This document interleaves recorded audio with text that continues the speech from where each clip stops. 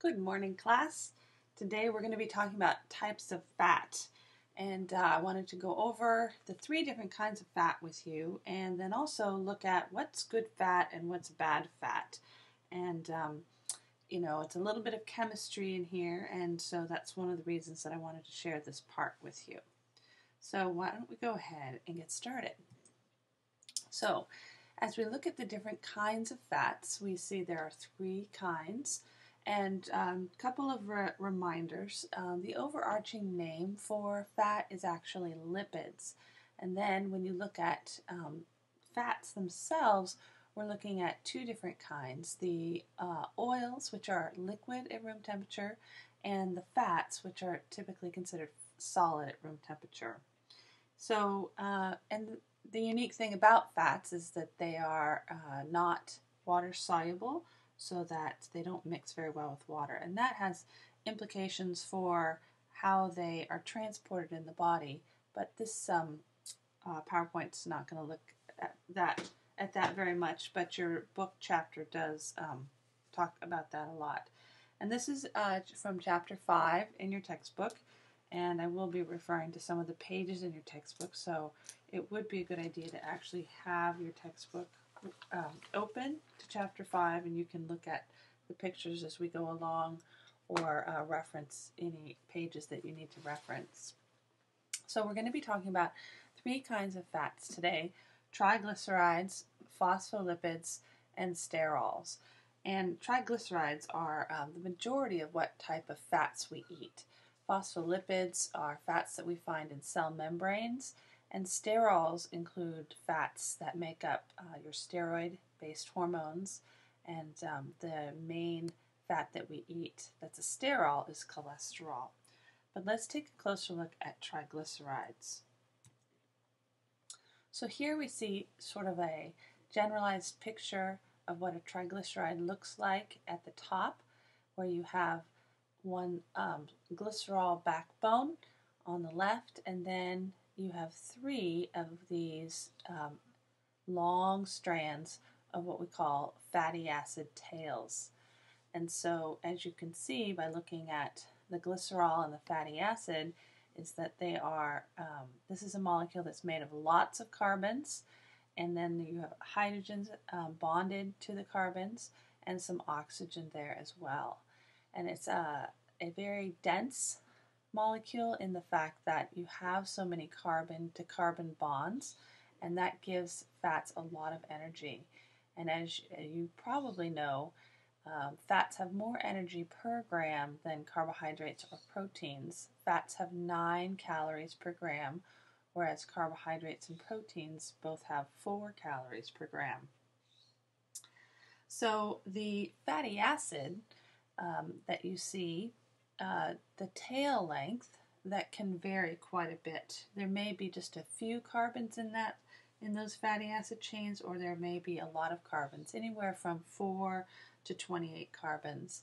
And so there are a variety of different triglycerides, and that will also make a difference as to how that fat is digested and absorbed and transported in the body. Okay, so if we look at the two main categories of triglycerides, we hear a lot about saturated fats versus unsaturated fats. So the carbon-carbon bonds in the fatty acid tails come in a couple of varieties. And as you can see in figure A at the top, you have 3 carbons attached to each other, and they are attached by what we call single covalent bonds. And this means that the carbon in the middle has room for 2 other bonds. Each carbon can covalently bond to 4 other molecules. So in the top example with the saturated fat, you can see that 2 hydrogens are attached to that middle carbon, and there would most likely be 2 hydrogens attached to each of the 2 other carbons as well. And so that means that this type of fatty acid, if it has all single carbon to carbon bonds, is going to be saturated with hydrogens. You can attach a lot of hydrogens onto a fatty acid like that. That's in contrast to figure B below, where you can see that two of the carbons have formed what's called double bonds. And so those two carbons, which could normally hold a maximum of 4 bonds, have 4 bonds to other elements, 2 of those bonds have been used to form a carbon-to-carbon bond, which means that the middle carbon, as you can see, can only have 1 hydrogen attached. And that means that it's not saturated with hydrogen. So that's considered an unsaturated fatty acid. So some examples of saturated fatty acids are those fats that make solids at room temperature. And the reason for this is that if you look at how those carbon-carbon bonds form, what you see is that the fatty acid is long and straight. And that means that you can pack in those 3 fatty acids and a triglyceride close together, and that creates a solid at room temperature.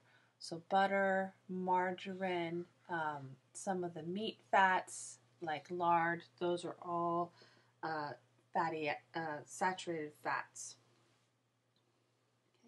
And many of the animal fats, as I said. So let's take a look at the unsaturated fatty acids. So here we see an example of an unsaturated fatty acid. This is a monounsaturated fatty acid because you can see there's only one place where 2 carbons have formed a double bond. But when they do that, the way the molecule shapes is different. It forms a kink in that fatty acid tail. And that means that when you put those 3 fatty acids together to form a triglyceride, that your molecule is spread out more. And that creates a liquid at room temperature. And so the unsaturated fats are generally going to be coming from plant sources. We have olive oil is an unsaturated fat, canola oil, cashew oil, corn oil, safflower oil. So when you go to the grocery store and you go to the oil aisle, you have lots of those unsaturated fats. And there are different kinds, and as you look at the figure on page 5.4, let's go to that, it shows you here how many saturated fats you have in a particular fat, how many monounsaturated fatty acids, and how many polyunsaturated fatty acids. So a MUFA, M-U-F-A, is a monounsaturated fatty acid, and that would be where you have just a single double bond somewhere along that fatty acid. A PUFA, a polyunsaturated fatty acid, is where you may have more than one double bonded carbon to carbon in your fatty acid. So when we look at what's healthy, we typically say that saturated fats are not as healthy as the unsaturated fats. So your monounsaturated fats are healthy for you, and your polyunsaturated fatty acids are healthy for you. So at the top of the list, we see butter, which has 65% of its calories coming from saturated fats, while at the bottom you see canola oil, where only 7% of its fat is found in the form of a saturated fat, which means that 93% is in the form of unsaturated fats. So this is why when you pick out oils in the supermarket, canola oil is one of those great choices. And you can see there's a whole range of these where you have various ratios of saturated fats to unsaturated fats. And you can see that, food like salmon is fairly high in fat, but it's only 25% saturated fat, 75% unsaturated fat. So something like salmon would be a good food to eat if you're trying to get protein as well as fat. And then ground beef, obviously, we know that that carries potentially a lot of fat, and about half of that is saturated fat. So this is a really good graphic to use, and I like seeing where my fats are coming from by looking at this graphic. And of course, you can always plug in a food that you eat to your nutritional analysis calculator, the My Diet Analysis, and get a breakdown on the different kinds of fats within that food. Okay, so let's move forward and let's talk about cis versus trans fats. So when we have unsaturated fats, the double bond, as we said, causes the fatty acid chain to kind of kink. And there are two different ways that the fatty acid may bend. In the top, as we see in figure A, a fatty acid may bend using what's called a cis formation, where the chain kind of forms almost a U shape. And these are unsaturated fats that are found in nature, for example, olive oil. At the bottom, we see what's called a trans fat. And here we can see where the double bond has formed, that the kink is creating, again, a straight chain. And what the cis and the trans really refer to is the location of the hydrogens on those double bonded carbons. So if you look at the top, you can see that the hydrogens are kind of sisters. They are on the same side of those carbons that are double bonded together. Then at the bottom, in the trans arrangement, in that small box, you can see that the carbons have hydrogens attached on opposite sides of that fatty acid chain. So that's what they call the trans arrangement.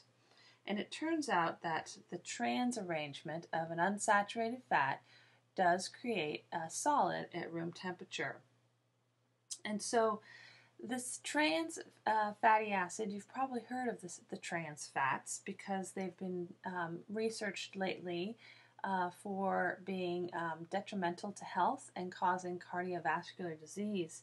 And they're made mostly during the processing of an unsaturated fatty acid. So you can take an unsaturated triglyceride, which would be considered healthy, and you can bombard it with hydrogens. We call it hydrogenation. And you can add these hydrogens back in and create this trans unsaturated fatty acid. And so there are benefits to doing that from an industrial perspective. The major benefits would be that it does turn the fat and oil into a fat, and that fat would be solid at room temperature, so you can bake with it and put it in a variety of products. And then it's also a very cheap source of fat, and this arrangement has a longer shelf life. The fat won't go rancid so quickly. So it's being used instead of butter as a fat to include in baked goods. And so a lot of your baked goods that you see in the supermarket, like cakes, crackers, cookies, may have these trans fats. So what you need to do is you need to look at the label, because we want to avoid actually all trans fats in the diet, because we have found that they are very unhealthy for your blood vessels and your heart. They add to your unhealthy fat load. They change your cholesterol levels. So how do you find out if a food has trans fats in it? Well, your nutrition label does have a listing for trans fats. The government required that trans fats get put on the nutrition label. However, if there is less than 0.5 grams of a trans fat in the product per serving, then they can list that amount as 0. They're rounding down. So you have to look at the ingredient list. You can't just look at the nutrition facts panel.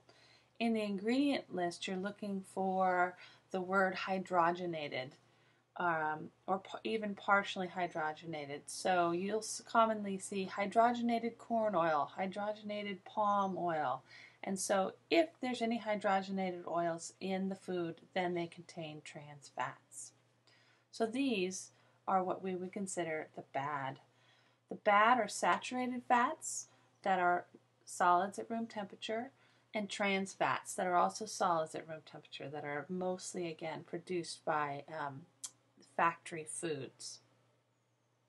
Both of these, the trans fats and the saturated fats, increase the risk of cardiovascular disease. And we know that actually some cities have actually banned trans fats, and McDonald's was under a lot of pressure to stop using trans fats to make their fries. And I think in 2008 they actually did change their formula so that they stopped using the trans fats.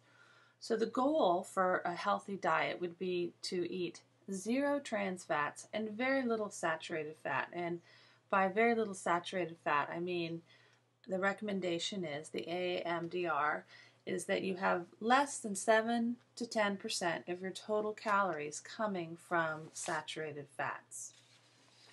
And we'll talk more about that at the end of the PowerPoint. So what about good fats?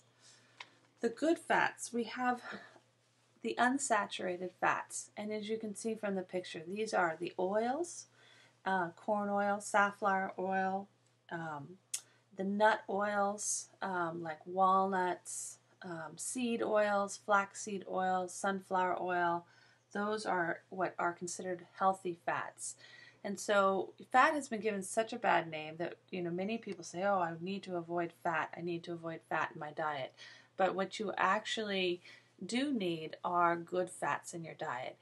These two fats that you see here in line drawings are what we call essential fatty acids. These are 2 fats that your body cannot make. Your body can make many, many fats, but there are 2 what we call essential fatty acids that you must eat, otherwise you will not have them in your body, and then you will not be as healthy. So those 2 essential fatty acids, we call those EFAs, are not made by your body. You must eat them.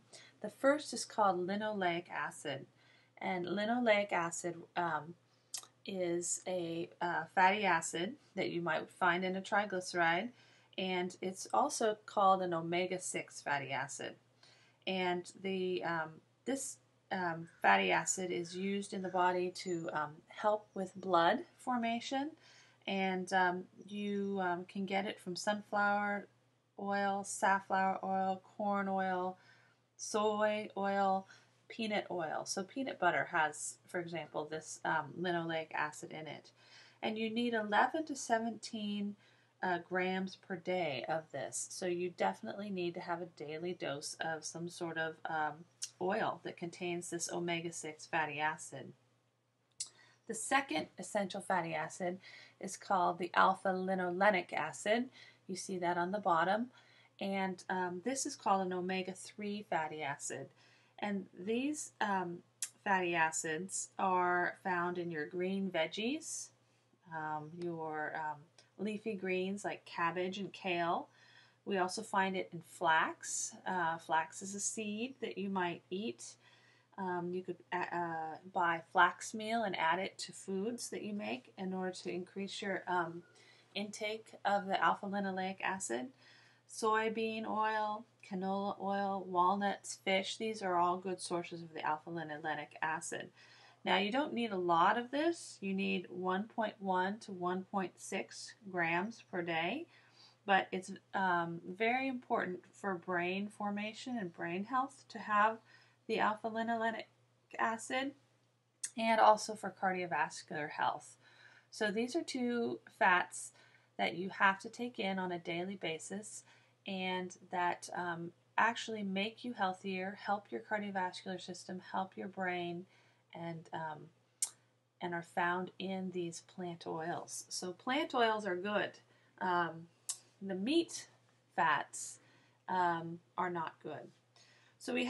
So now we've talked about the different types of fatty acids that you might find in triglycerides, and we've talked about what's considered a good fat, these oils, and a bad fat, those saturated fats that are found in high-fat dairy products and also in meats, like red meat.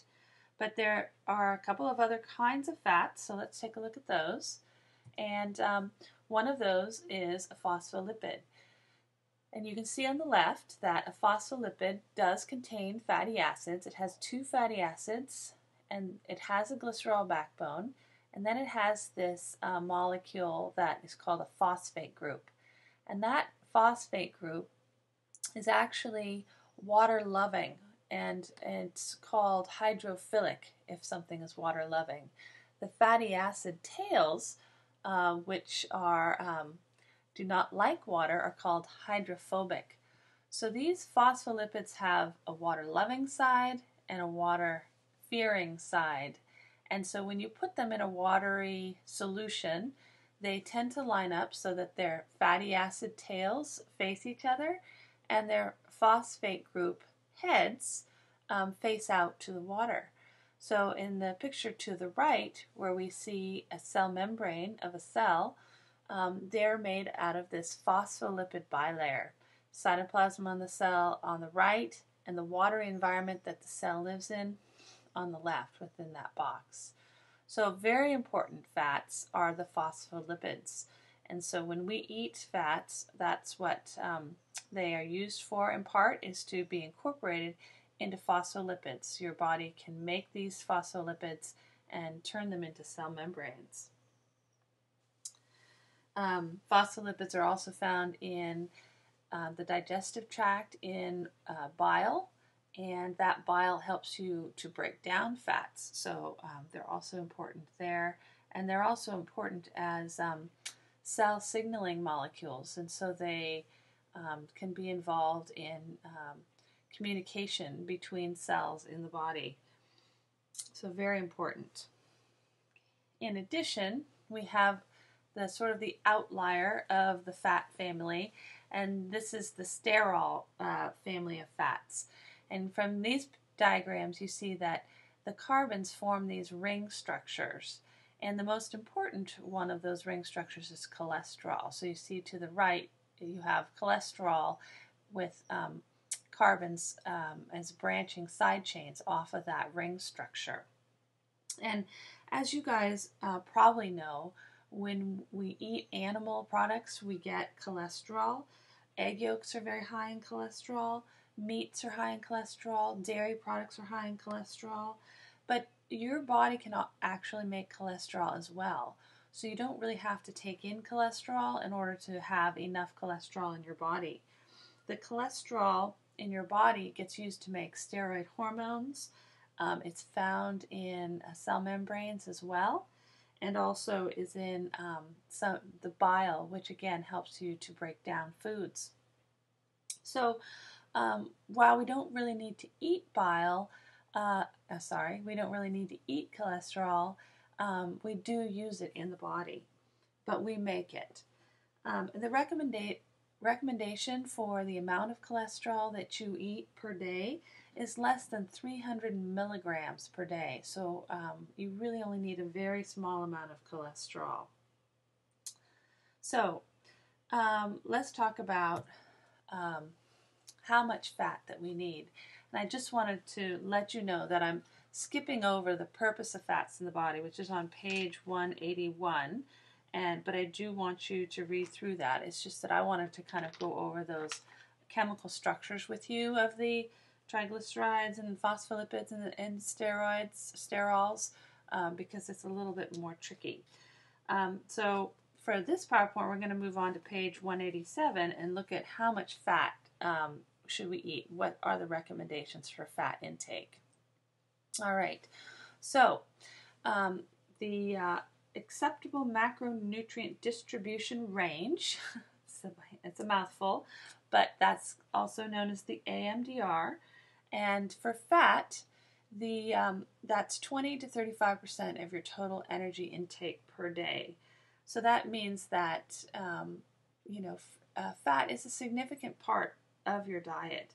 And if you eat any more than this, you're increasing your risk for cardiovascular disease and other health problems. So let's look at a 2,000 calorie diet. Let's say you have 2,000 calories. That's your recommended daily allotment of calories. 20 to 35% of that, if I multiplied 0.2 times the 2,000 calories, then I would get 400 calories per day.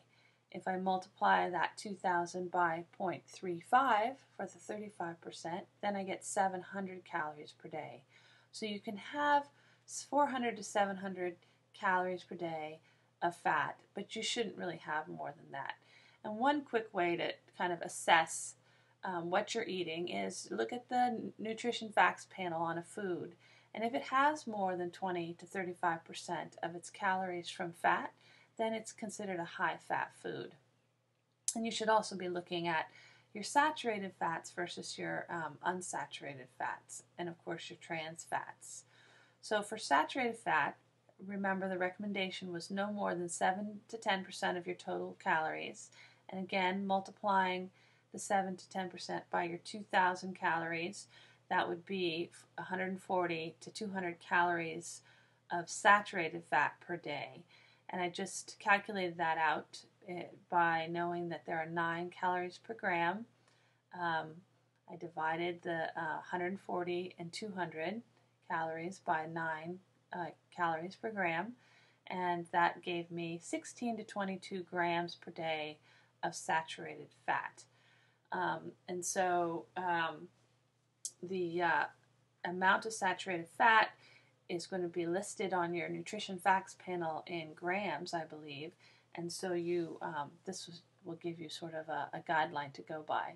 And remember that cholesterol you should take in less than 300 milligrams per day. Okay, so what does this all mean then in terms of what the typical diet is, what we're doing? Well,